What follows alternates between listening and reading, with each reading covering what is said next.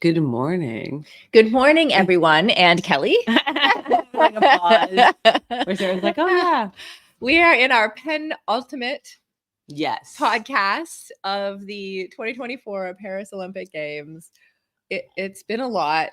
It does feel like it's slowing down. Like every morning I look at the schedule, you know what I mean? Yeah. To figure out what we should do today and what people should watch.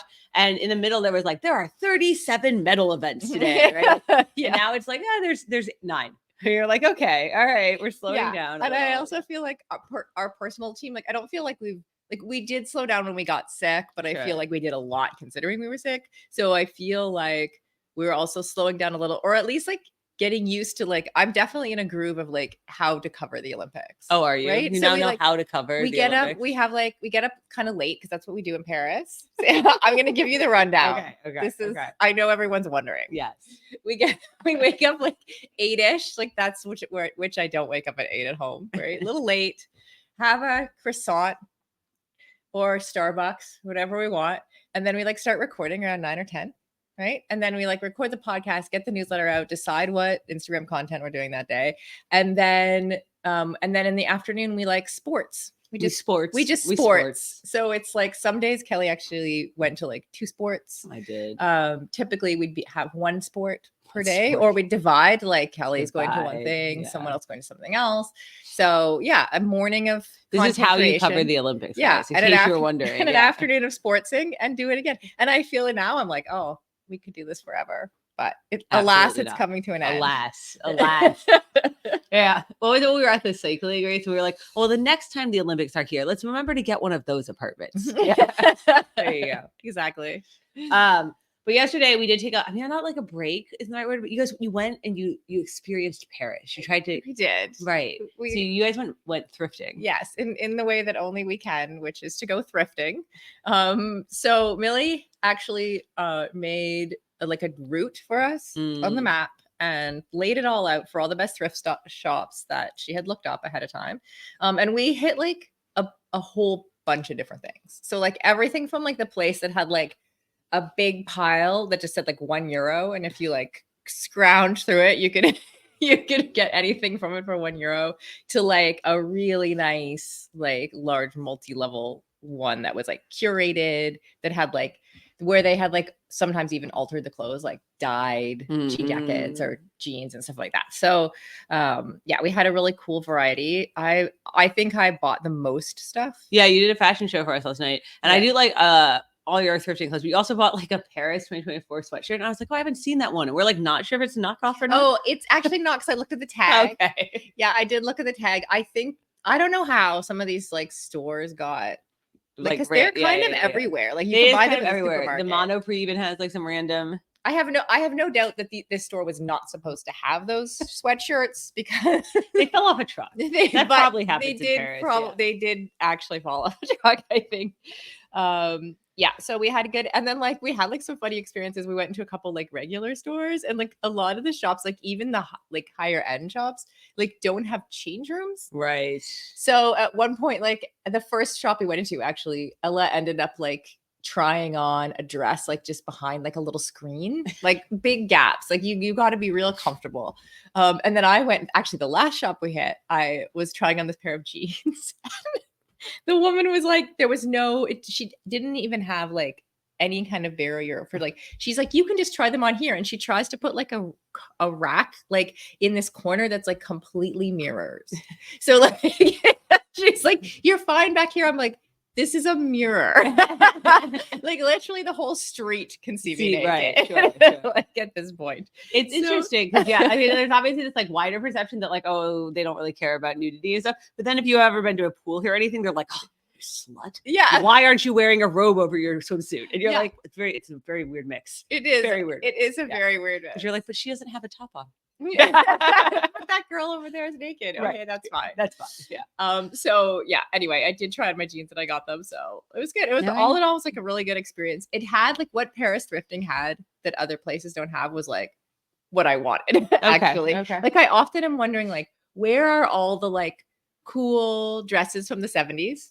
You wonder that a lot. I do. Oh. I'm at home searching for You're cool just sitting dresses around thinking about this. Okay. Where's the orange and pink dress with like the little skirt. Like where are these things? Okay. They're in Paris. They're in Paris. They all, in the whole world, they moved, they came to Paris. I will say though, like a lot of people, I've been seeing like some articles and stuff kind of about like what is Paris like right now? Because Paris is usually, it's a heavy destination in the summer. There's kind of like a reason there's this joke that like the Parisians leave in the summer, right? They take their vacation because it is like a lot of tourists usually, right? Like that's when people go on vacation.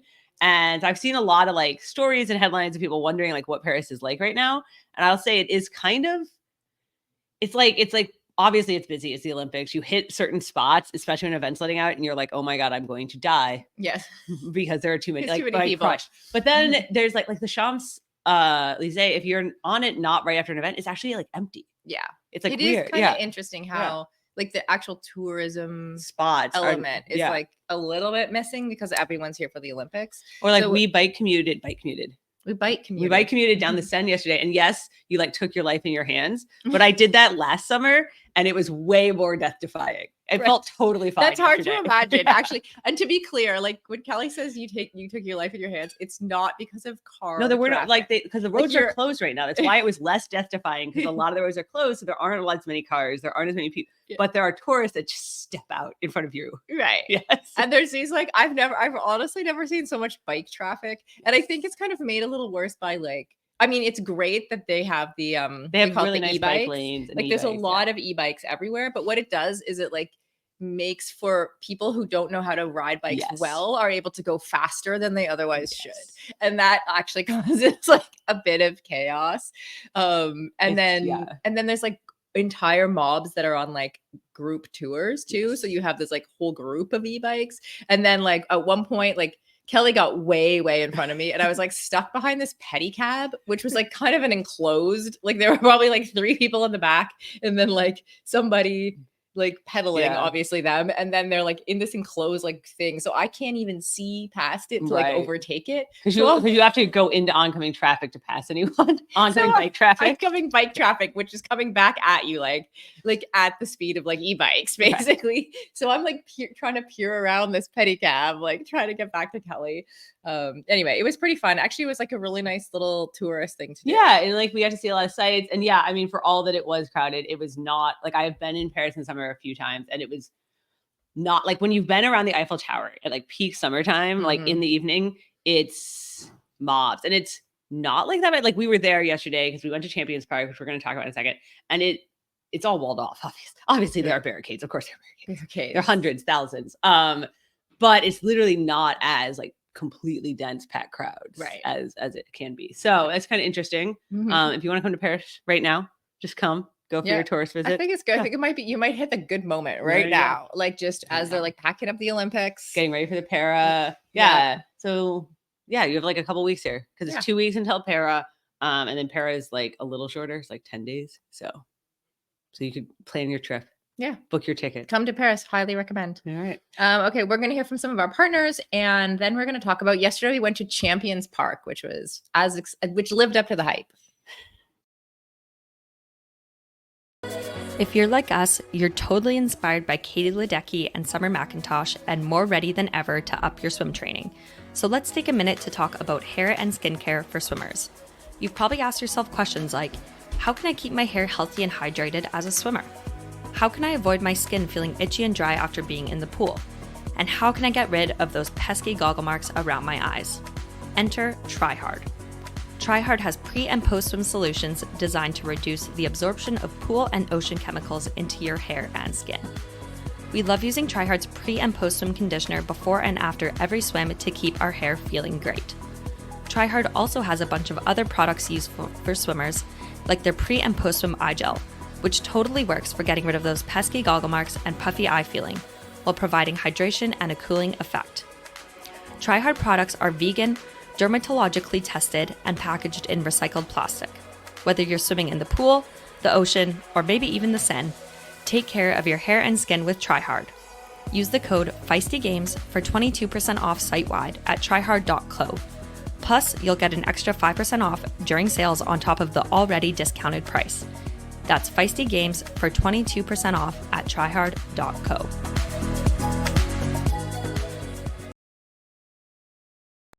Historically, athletic footwear has been designed, researched, and tested for men. Brands have relied on the shrink it and pink it approach to sell male shoes to female customers. That's why we are so excited Heddas is working with us on our Paris coverage. Heddas is building high-performance, technical running shoes for women from the ground up. They operate from a purely female perspective, which we love, and their mission is to ensure the female running experience gets the funding, research, and recognition it deserves. Heddas has unlocked the science behind women's biomechanics through dedicated research and creates better shoes for women's performance.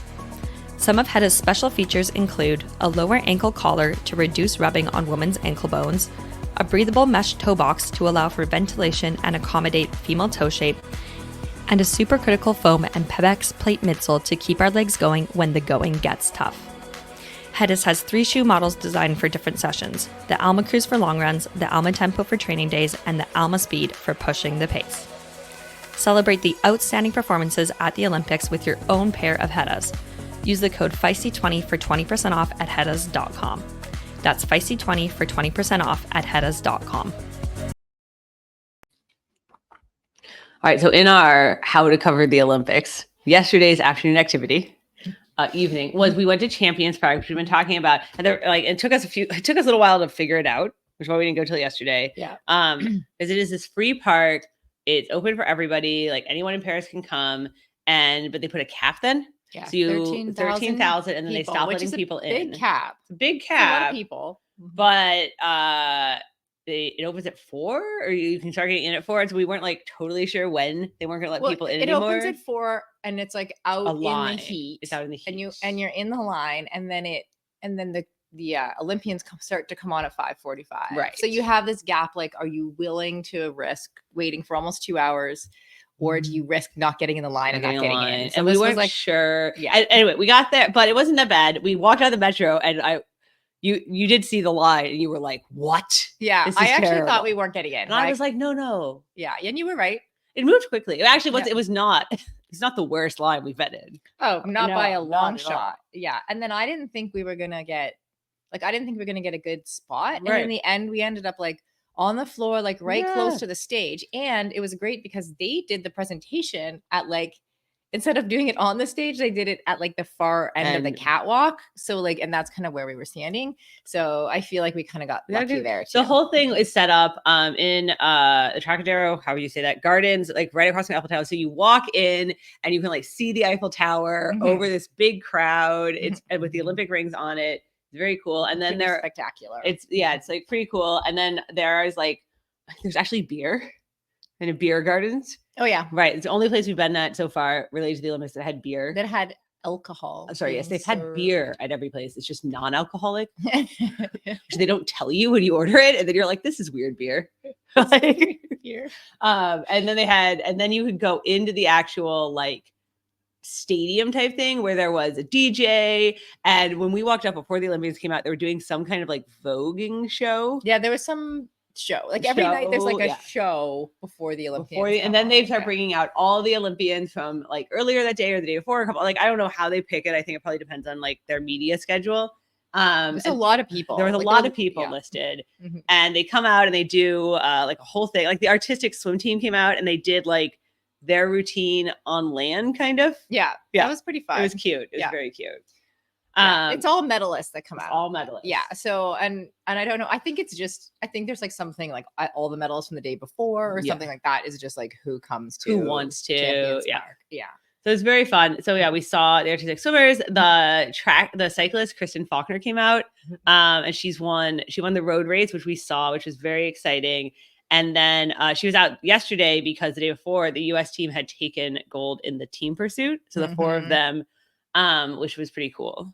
Yeah. Yeah. And she obviously, and then there's a very adept MC who's going back and forth between English and French super quickly. Yeah. She was like, because you know how normally when you're translating from French to normally when I translate from French to English. but anyone, like honestly, anyone, or even other places where we've been, there's the delay where you're like waiting, even on like a WestJet flight. When you're like waiting, because in Canada, like everything has to be bilingual. You're waiting for the French to go or the English, or if you understand both, you're just bored. You're just waiting. Like this woman was like, she was like moving very quick from French to English, back and forth. Like you really kept the audience engaged.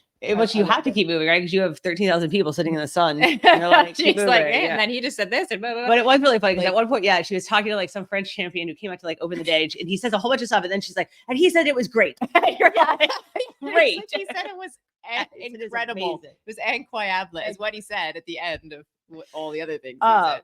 Yeah. So yeah, so she was obviously translating for I was only going with that because she asked Kristen Faulkner about the whole like you only started cycling in 2020 and now you're like a 2-time Olympic gold medalist, Mhm. which is a really crazy story. Like Yeah. it is nuts. And I know everyone keeps saying like she wasn't even supposed to be here. And we talked about that on the podcast before, which is like obviously not totally true. Like Right. she had She obviously deserved to be she obviously here. deserved to be A here. deserving and- athlete with her 2 medals. Right. Yeah. And but it is crazy that she had never even like she took like a beginner bike class or something in like Yeah. 2017. Yeah. Like for women, a beginner bike class for women. That's wild. And now here she is. Yeah. So that was really cool. I know a lot of our audience loves that. The artistic swimming was super cute. You can see their routine on our Instagram. Yeah.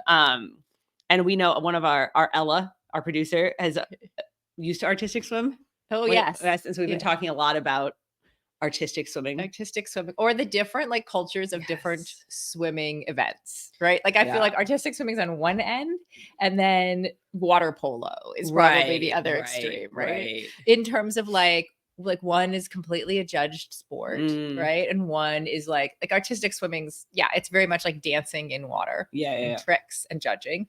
And like water polo is like beating each other up and trying to It's score definitely goals. beating each other up Yeah. 100%. Yeah. It's also, and I mean, artistic swimming is super, super hard because obviously, like, you have to look like it's not hard while you're doing things that are very, very holding hard. your breath is while doing really impressive things. But it also, so I'm not in any way saying it's not hard, but it also has this like crazy culture of, it hasn't like gone through its reckoning yet, or it is in the process of. Yeah, well, we were talking about this morning. Like, Yes. I didn't even realize some of this, like what Ella was saying, but like how it's completely judged on like how much the Appearance, same yeah. you look, which is like, it's like it adds an extra. Having a team in an artistic thing like that has like adds an extra level, right? To like how much the same you look, you can see the layers of like how it quickly becomes problematic, right? Because I was, it like probably centers whiteness, right? It centers like certain body types, and like everyone's kind of expected to like look the same. And so it becomes difficult to have like men involved or people of color, and it can affect the judging. So like I feel like it hasn't, from what we learned this morning, there you go. it hasn't gone through its reckoning of like. It's you know, also, have you ever, I mean, we've spent a lot of time swimming at like, especially at like universities and so I've had plenty of times where there was a synchronized, or used to be called synchro, artistic team practicing on the other half of the pool.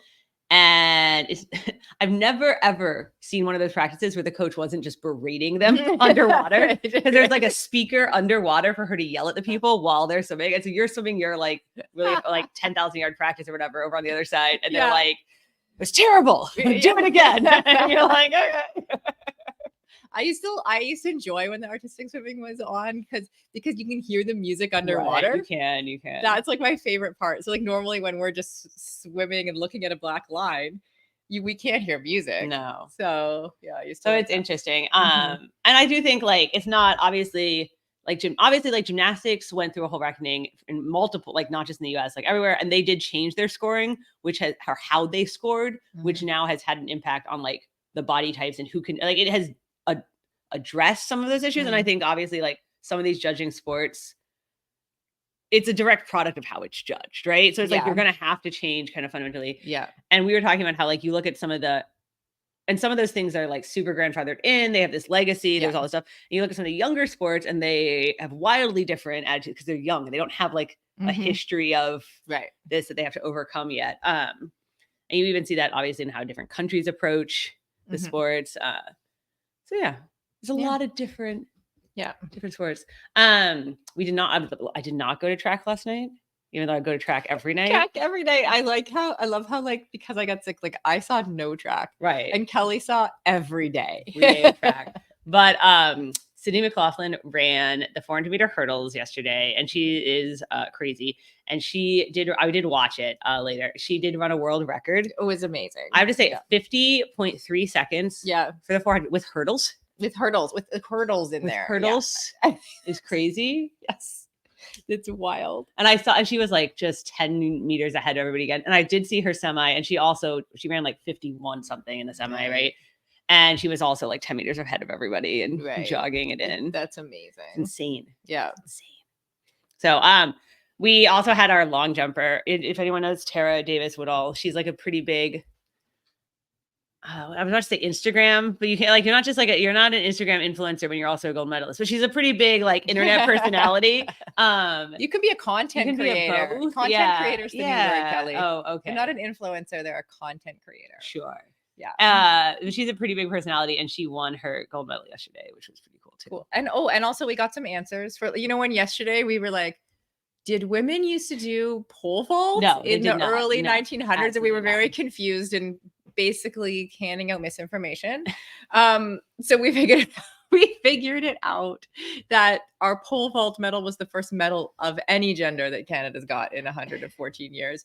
And the hammer throw one is the first medal that any gender's got for Canada in the hammer throw. Something. I do enjoy that. That's literally what the sentence said. It said the first medal ever. And you guys just didn't think about men. You were just like, oh, men get to do pole vault? What? That's weird. Yeah. And we were right that like pole vault like was only added as a women's sports in like 2000, which is wild. It is. But yeah, so I feel like there's more to unpack there, but at least we're like setting the record straight on some of the stuff that some of the misinformation we provided. Big news, and I know we kind of talked about this yesterday, but big news coming out of track yesterday was that Noah Lyles got bronze in the 200 and then collapsed on the track and had to be carted off and announced that he had actually had COVID the past 3 days, right? Whoa. And there's a lot of feelings about this online. I'm not gonna but I've seen a lot of people being like, oh, it's just like a cold.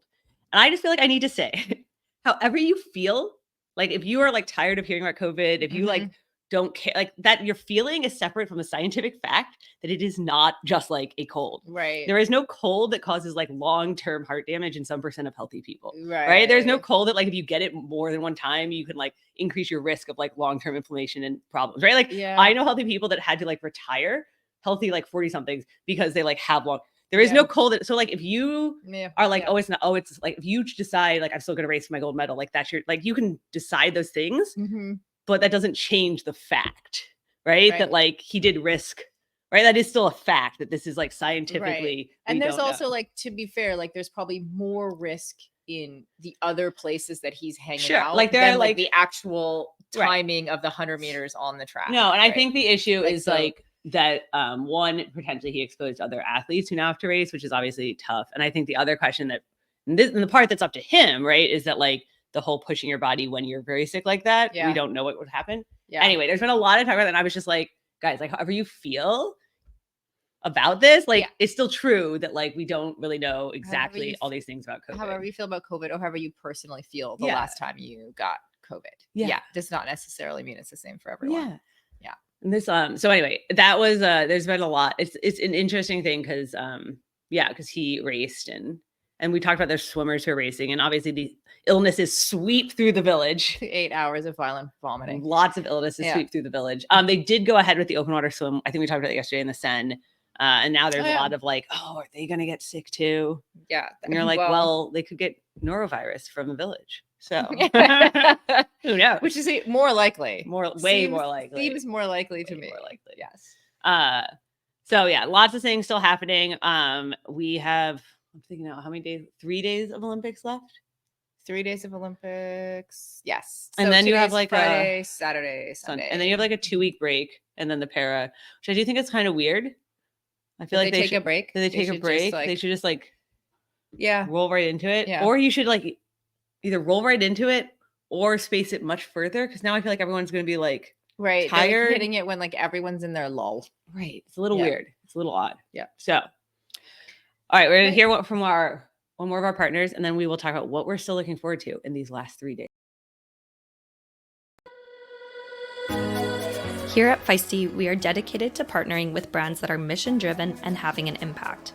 That's why we are thrilled to be supported by Joni, a company creating game-changing period care for everybody. Many conventional menstrual products rely on plastic made from petroleum, a non-renewable resource. Did you know that in the US, approximately 12 billion pads and 7 billion tampons are discarded annually? and these products generate over 200,000 tons of plastic waste per year. It can take 500 to 800 years for a single petroleum-based plastic disposable pad to decompose due to its materials, and tampons with applicators also contribute to plastic waste, which can take centuries to break down. Joni is dedicated to bring the wasteful and antiquated feminine hygiene industry into the 21st century. Using a design-led approach, Joni's personal care products and commercial dispensers provide the most innovative and accessible period and leak care solutions in the world. Organic and free of harmful levels of chemicals or irritating fragrances, Joni's pads and tampons support menstrual health and the environment, while allocating at least 2% of revenues to break the cycle of period poverty, dismantle menstrual stigmas, and empower periods. Now that's what we call 21st century period care. Ditch uninspiring and irritating feminine hygiene products and say hi to Joni's silky soft, super absorbent, and toxin-free pads and tampons. Joni pads feature a wrapper and protective layer made from cornstarch, a plant-based material, making them biodegradable and compostable in the right conditions. Joni tampons are made with organic cotton. They're compostable, including the wrapper, which is made of cellulose. Choosing sustainable period products isn't just a trend, it's a movement. You can get 10% off your order with the code FEISTY at getjoni.com. That's 10% off at GETJONI.com with the code FEISTY. All right, we still have some more sports thing to go There's to. more sports coming More up. sports. Mhm. You guys are going to weightlifting. I'm looking forward to weightlifting. Yeah. I got us tickets to the gold medal final for the women. So for anyone who doesn't know, Olympic weightlifting includes, bless you, Thank you. Kelly, bless you, includes the snatch and the clean and jerk. And we Is it a combined? Like, you know what I'm saying? Oh, no. okay. You can win a medal in either. I think. Oh God, am I giving misinformation again? I know, probably. Probably. I think. But it has the snatch and the clean and jerk. Yeah, it has the Okay. snatch and the clean and jerk. And we have a Canadian woman, I believe in one of the lighter weight categories, Okay. who is a gold medal favorite. So we'll be rooting for her. I'll be wearing my hat.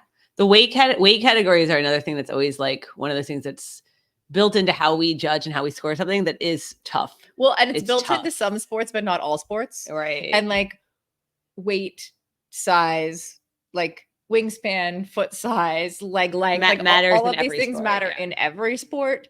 And so it is kind of interesting that some sports have like the categories very well defined and some sports don't. And then you do end up with those, like, I think that's where you were just going with some like problematic. Well, like the Indian wrestler who was supposed to compete in the gold medal match, missed weight by like a handful of grams or something, and then ended up in the hospital because she was super dehydrated. Yeah. And you're like, oh, doesn't sound yeah. good. Like, No. so I think some of the things that end up happening with the athletes trying to make weight, quote unquote, can be pretty rough. So it's interesting. It's a thing. I can understand like in an amateur competition, Sure. it's a good way, like as someone who does like a little bit of Olympic lifting as part of CrossFit, like definitely I'm like, I wish there was a weight category that I could lift in CrossFit. And there's not, but like, that's just me being an amateur and wanting to like compete against people of my same ability. But I think potentially for something like the Olympics, like you just want the strongest person. Right. Yeah. Yeah. It is weird. So you guys are going to weightlifting. We're going to soccer tomorrow. The one of the last things always in the Olympics is the marathon, which it's got to be tough for those athletes, right? They're like sitting around for like 2 weeks. I think some of them don't arrive. No, they don't arrive until later. Like they're like stay away from Paris. But it still feels like that's just not. Yeah, it's rough. But so the men's marathon is tomorrow on Saturday, and the women's is on Sunday morning. And in between, Paris is doing this. They're calling it Marathon for All. But not actually, you had to like enter a lottery like 2 years ago to be. It's for all who knew about it. Who knew about it?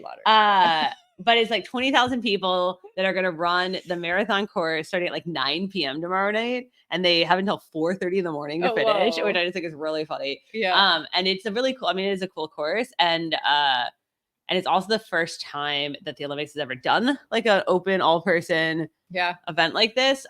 They also have a 10K that was also lottery, but so we are going to go out kind of probably and such a catch good that. idea. It's a good idea. Honestly, it's like surprising no one ever tried this before. Yeah, like some of the extras that like Paris has done have been amazing. Yeah. Like the Champions Park that we went to Mhm. last night, where like honestly, if you're attending the Olympics as a spectator, you could just Right. show up at night and see all the medalists from the previous That's day. Like that's cool. awesome. Yeah. And then same with this, it like just gives you a little way to be part of it. You Yeah. know? Such a good idea. I think they've done a good job like Mhm. making people here like a part of it. Even though I do think some people just like left town for sure.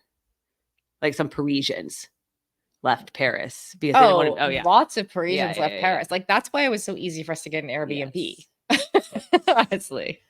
So that'll be cool though. So they're running at night through Paris. We'll probably go and like watch a little bit of it. Not at 2 a.m. Maybe at like 9 p.m. We'll do the early shift. We'll see the start for that one. Yeah. So that'll be fun. Yeah, but weightlifting update coming tomorrow morning. And then we're talking to a couple more athletes this yeah. afternoon as they're kind of wrapping up here. So